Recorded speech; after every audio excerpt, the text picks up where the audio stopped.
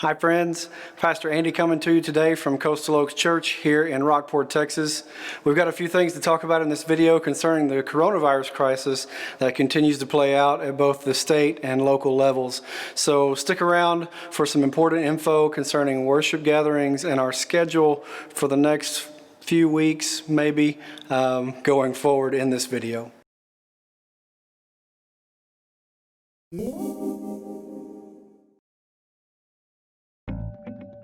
As the leadership team here at Coastal Oaks Church continues to monitor the coronavirus situation both at the state level and in Aransas County, you well know it continues to be a fluid situation.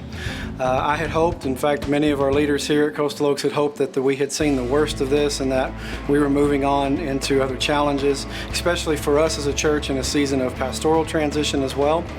But here we find ourselves in Aransas County with rising case numbers, and we are neighbors to Nueces County. Nueces County has reported exponentially higher numbers of new cases in the last week specifically, and so we're continuing to monitor that situation and try to do what we can to both continue to be a church that meets, that proclaims the gospel, but is also safe and does so responsibly.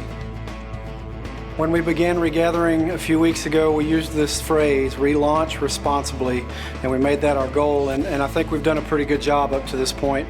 A couple of weeks ago, we made a decision to require masks in worship, knowing that no one would really care for that decision, but we did not anticipate one thing, that it became a barrier almost to the point where even we in leadership were asking, well, what's the point of a worship gathering if we're going to have this barrier, this very physical barrier in the way? And it was causing issues.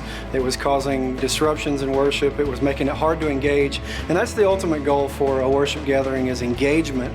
We want you, anyone that comes to a worship gathering here at Coastal Oaks, to be able to engage with the Holy Spirit as the Spirit leads us through His Word, through worship, engage in fellowship, and to do all of that responsibly, like we said earlier.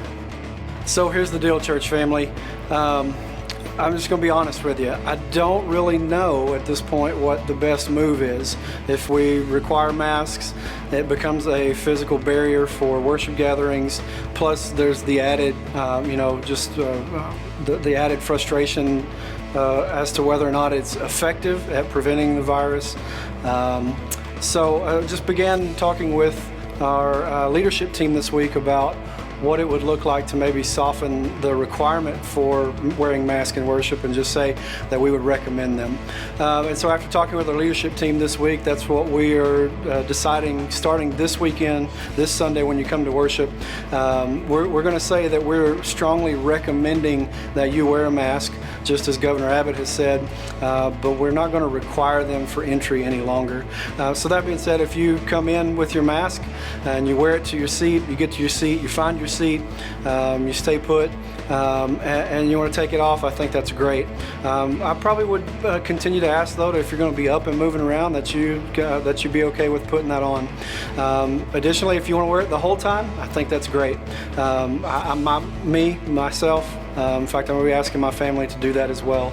And so we're going to try and play a part in this and hope that will be okay with you. Hope you'll decide to join us in that as well. One thing there seems to be some sort of consensus among medical experts on is the fact that distance is a great preventer of the spread of this virus. And so this week, when you come to worship, we've done some work in the worship center to create some space between the chairs and rows so that as you find your spot and you sit, you can help us in observing social distancing. We're going to say this for the time being, that social distancing still matters, and so we're going to ask for your help with that, church family, starting this weekend here at Coastal Oaks. Some have asked if there are any scenarios in which Coastal Oaks Church would consider shutting down for a time period again. And I would say yes, that there are 3 scenarios in which we would consider shutting down again.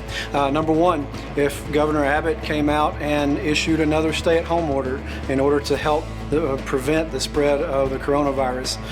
Leadership team would meet and we would talk about what that means for us, for our in-person gatherings, and any changes we would need to make.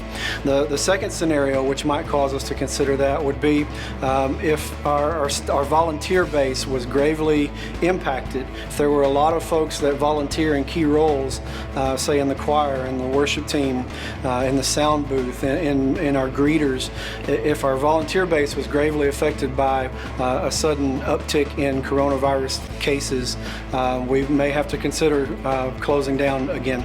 The third scenario would involve our staff. If there's an outbreak on our staff in which that would cause direct exposure, we may just have to consider that, church family, and I don't know what that would look like. So we'd ask you to join us in praying against the spread of coronavirus here at Coastal Oaks Church. We've been very lucky. We've been very blessed so far. Even though we've had a few close calls, God, by and part, has spared us, and so we're thankful for that. Okay, church family, that about wraps it up for this video. Thanks for your attentiveness and your gracious help with the things that we've talked about here. We look forward to seeing you at a worship gathering at either 9 a.m. or 10:30 a.m. this coming weekend here at Coastal Oaks Church. Hope you have a blessed week. Hope you stay well, and we'll see you later. Bye-bye.